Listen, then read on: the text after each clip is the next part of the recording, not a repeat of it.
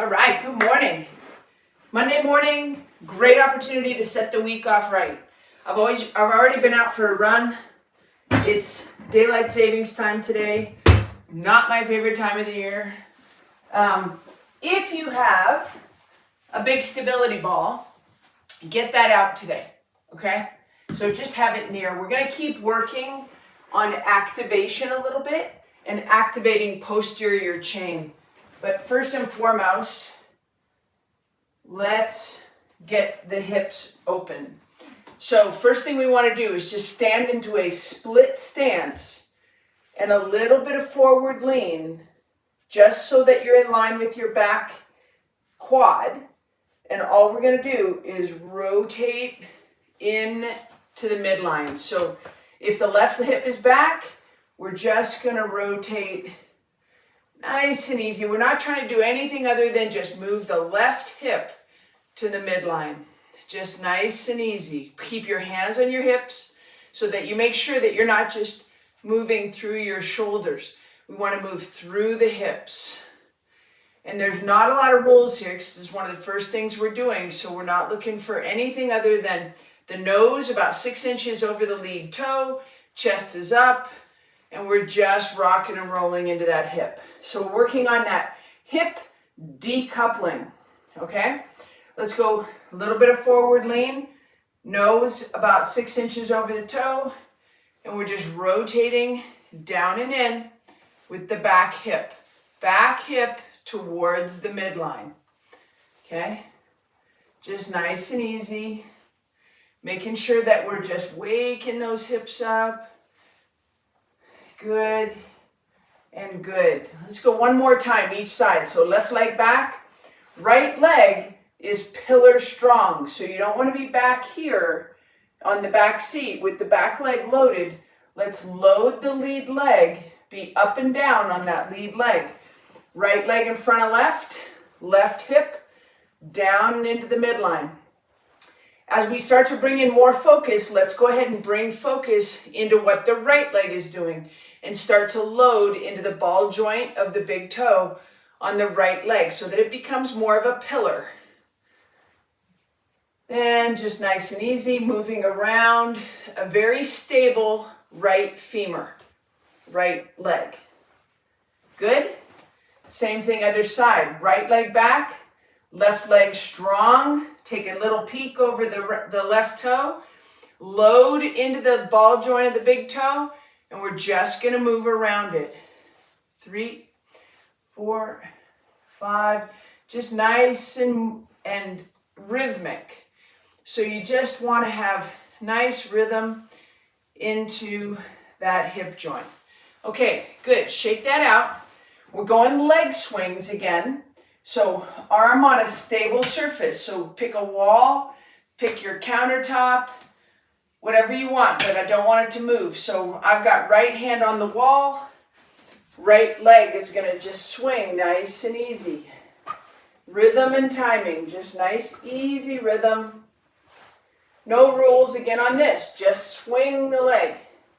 Keep the chest up. Okay, good. Let's go the other side. Left arm on the wall. Nice, easy leg swing. Just want that separation of the upper and lower body. And we want freedom in that lower body. It's a big word these days, freedom. We just want to have the body be able to express itself, express the fitness that you work so hard for, and good. All right, into that nice wide stance. The first thing we're working is just that hip hinge. So hips back and hips to the front. So it's not a bow. I almost never will cue you to bow. We want to push the hips back, and in response to that, the chest goes down. So hips back, toes stay strong and on the ground. Working that hip hinge, pushing back into the glutes, load the hamstrings just a little bit. Good and good. All right, so we're going to keep with that hip hinge, But now we're just gonna push the hips back, so the hips are back 3 or 4 inches, and we're gonna rotate the same way we just did. So the right hip is gonna come towards the midline. And when the right hip stops moving, the right shoulder stops moving.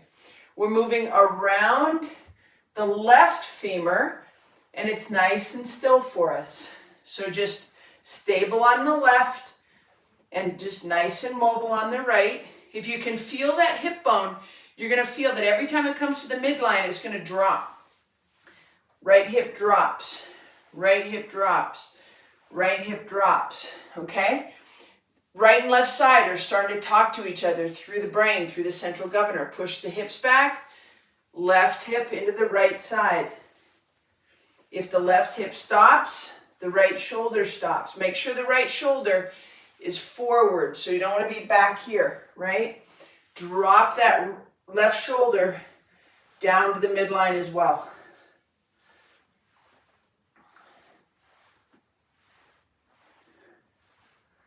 Good? Okay, so let's go back to the hip hinge. So pushing the hips back, and we'll add the weight of the arms to the front. So as soon as we do that founder, or we add the weight of the arms, we start to get an activation and increased amount of loading to the back side of the body, or the posterior chain, right? So you push your hips back. As soon as you add the weight of the arms, you got more muscle activation back here, all right? Let's go in and out of that movement 10 times. So just hands to the front, 2, 3, load those high hamstrings, 4, push the hips back, 5, toes stay on the ground, 6, 7, 8, 9, good, and 10. All right, we're going right back to leg swings. Right hand on the wall, front to back.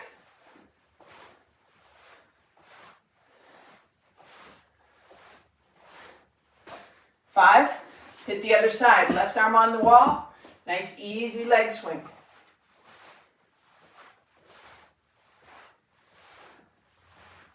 And 5. Okay, let's grab your foam roller. Foam roller really quick.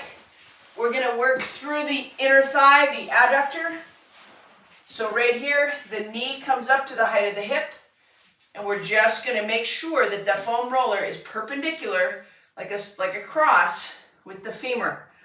And we're just gonna go ahead and let's do a little flossing. We're down by the knee in that first third of the adductor group. If you get a little bit lower, you'll find that hip will move even better. Take it up into the middle third, right in the belly, and then roll it all the way up by the pelvis. Okay, good. Same thing other side. So we break this femur into thirds. We've got the first third down by the knee, second third in the belly, and then the third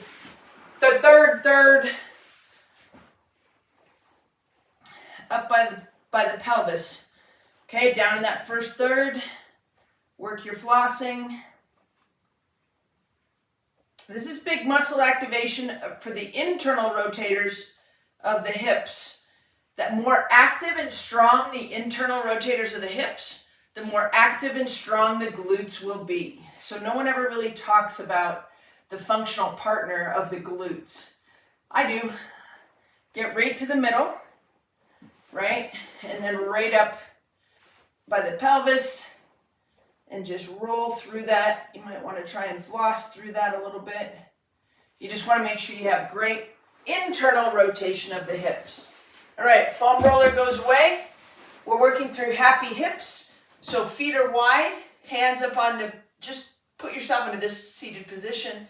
We're just going to drop into that 90-90 seated position and then roll to the other 90-90 seated position. So when you get to this position, when both knees are on the ground, the trail knee should be down the midline of the body. That's a nice long hip. So if the right knee is here, you want this hip to be long. You don't want it to be short. So if you're measuring between the back knee and the lead foot, you want to have 6 to 8 inches between the knee and the foot, and then you know you're in the right position. And just rotate, happy hips, nice and easy, and good, and good. All right, right into the back, onto the back position. We're just gonna go a double knee grab. So when we go a double knee grab, just give that a little yank and just kind of extend your sacrum away from your head. So just kind of lengthen and decompress the spine. And the feet go down, the knees stay in, and we're just going to go ahead and toggle and mobilize through the lumbar spine. So the first movement is going to be to drop the pubic bone and create space under the low back.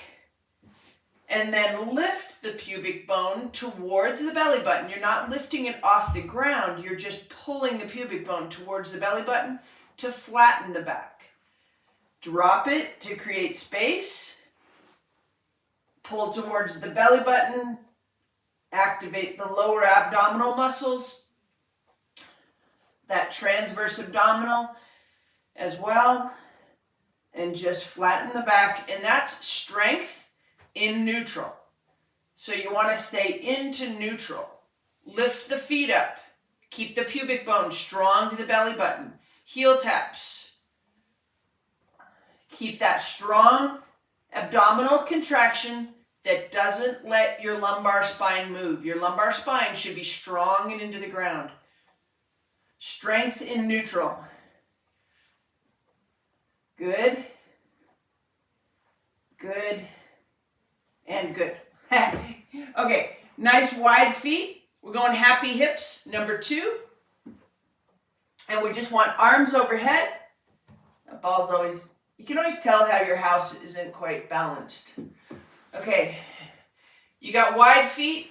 We're going to roll to the middle and then take the whole rib cage across. And then knees to the middle, rib cage across. Arms overhead, long through your lats.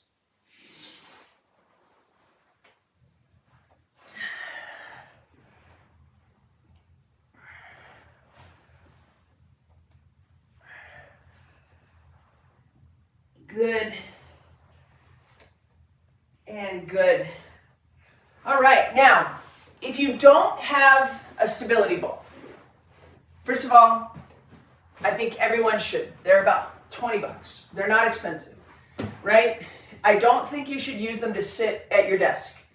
I'll give you the quick why on that. You shouldn't use this to sit on your desk because it upregulates your nervous system to activate your core, which is good in theory. Until you do it for a couple hours and you get into this position of just trying to survive on the ball, seated, your core musculature isn't really designed to do that for a long period of time like that. And all of a sudden, you fatigued your core so much so that when you go to run or ride, it doesn't work as well. So I think there's a time and a place for sitting on a ball at a desk, but to be honest, I don't think it's all the time. All right, we want to be in this nice, strong upper body position. Half sphere of tension on both hands. So 5 fingertips on the ground or 4 fingers and 1 thumb. Pull the palms away from the ground. Upper back is nice and strong. You can see that my upper back is not relaxed. It's really on point. It's ready to go. Okay? We're going left leg lift. Pull the toe towards the shin. Don't point your toes, you swimmers. Okay? Right here. There's a time and a place for pointed toes. It's not right now. We just want to lengthen through the heel, get long through the posterior chain. Good. Long through the calf, long through the Achilles tendon. Good. And when you get into that extended position, you should just actively squeeze glute. You should feel your butt switch on. And really take a second to feel that. Lift your chest up high. You might even get that a little bit in the low back. Long through your hamstring.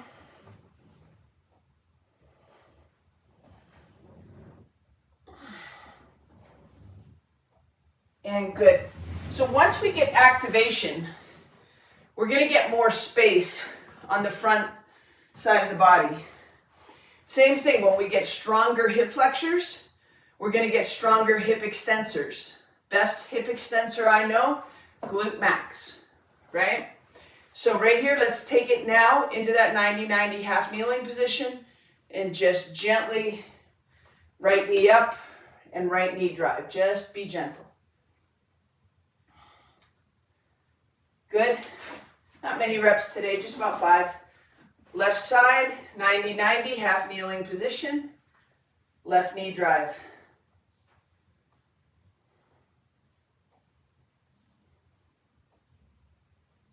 Good. Can't count to 5 today, clearly. Right leg up. Tuck that back toe under if you can. 5, 4, 3, 2, and 1. Same thing on the other side. 5, 4, 3, 2, and 1. And good.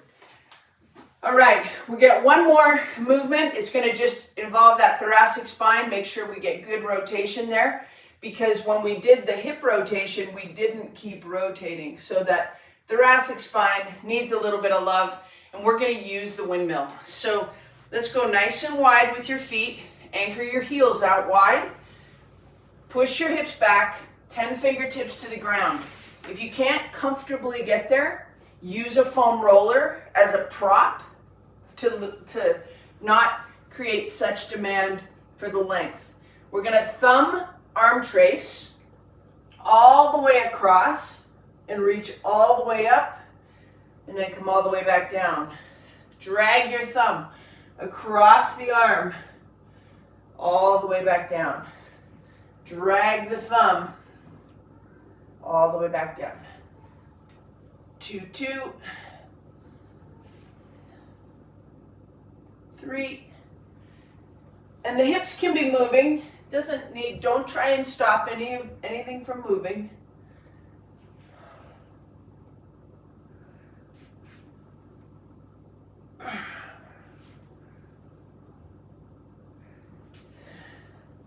And there we have it. Thank you for joining me for Monday Mobility, guys.